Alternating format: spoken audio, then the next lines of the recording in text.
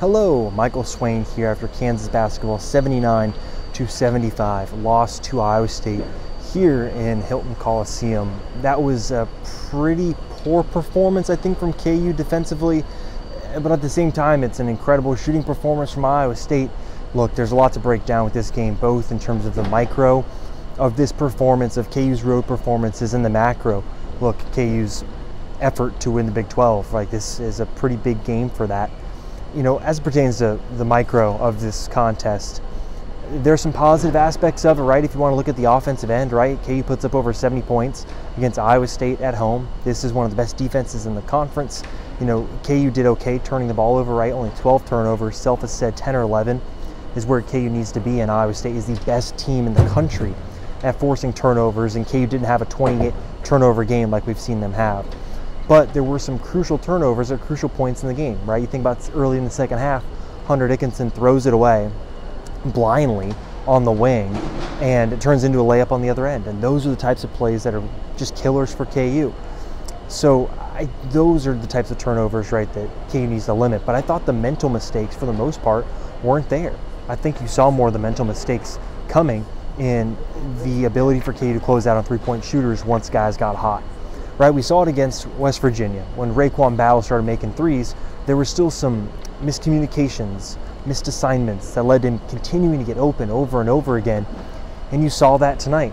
Look, the dagger three made by Gilbert there late on, that happens because Johnny Furphy spent the last 40 minutes getting blown by on the defensive end, right? That's been something that's really shown up over the last two games.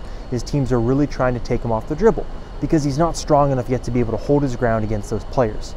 That's fine. But you can see the mentality for Furphy then to back up, right, and worry about getting beat off the dribble late in the game, and Gilbert's able to make that big three, which then takes KU out of it, right? It's a 5-point game and really hard to come back.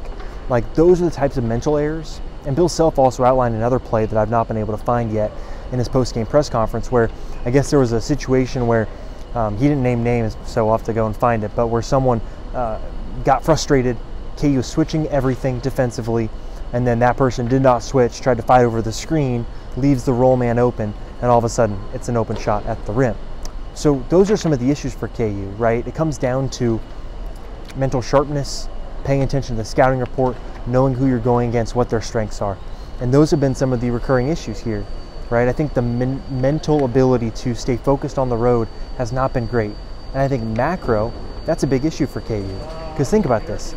The Jayhawks still have to go on the road to play at Baylor, to play at Houston, to play at Texas Tech, to play at Oklahoma, and then there's the Sunflower Showdown mixed in there too. Like, KU has to be better and more locked in on the road, or else they're going to keep dropping games, and they're not going to win the Big 12, and they'll be, you know, not a 1 seed or not a 2 seed. So I think those are some of the bigger issues here. Now look, there's also a bit of variance here for Iowa State, right? 14 made threes. That's the most since Iowa State made 16 against Oklahoma back in the 2020-2021 season. So the most that they made under TJ Otzelberger. Like, it's a variance performance, but this is kind of more or less what, back-to-back road contest with a variance performance for the other team.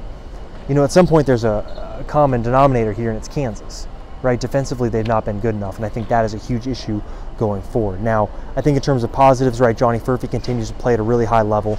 I think he just more and more looks like a pro. Like, he just looks so good. And I think, again, he'll get stronger over time, and that's where you'll see him get better defensively. And then I thought DeJuan Harris really had a better game today. There weren't the mental mistakes that he's been making. He got his floater game back. I thought he was much more aggressive driving to the rim.